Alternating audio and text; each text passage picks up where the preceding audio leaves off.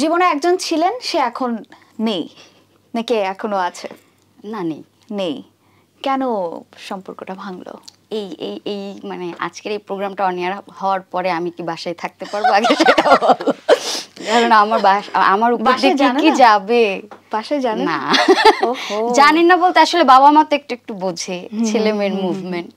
আর আমি বেসিক্যালি খুবই ইন্ট্রোভার্ট টাইপের, মানে আমার ফ্রেন্ড সার্কেলও খুব কম, বা আমার আড্ডা দেওয়ার আসলে আমার কোনো আড্ডা দেওয়ার জায়গা নাই। সো আমি দেখা গেছে মাসে বা বছরে একদিন যখন বের হয় তখন হয়তো আম্মু বোঝে যে কোথাও একটা যাচ্ছে ডেটিং এ যাচ্ছে।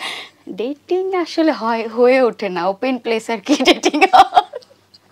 যে কফি খাই, রেস্টুরেন্টে যায়, বা বেসিক্যালি যাওয়া হয় যে আমার মার্কেট করতে হবে, শপিং এ যাব, আসো তুমি যাবো, এরকম। আচ্ছা, মানে আনুষ্ঠানিক ভাবে ডেটিং হয় না, একা একা ডেটিং হয়। মানে একটু হাত ধরাটাও তো একটু কেমন লাগে না?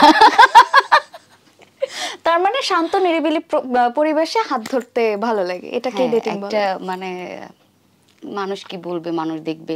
আর এখন তো ভাই ফোনের যুগ, টাস করে ছবি তুলে জিনিস শ্রাবণে হাত ধরে বসে আছে, গেছে, সব শেষ। মানে এটা থাকুক বা না থাকুক, ভবিষ্যতে কারোর আসার সম্ভাবনা নেই।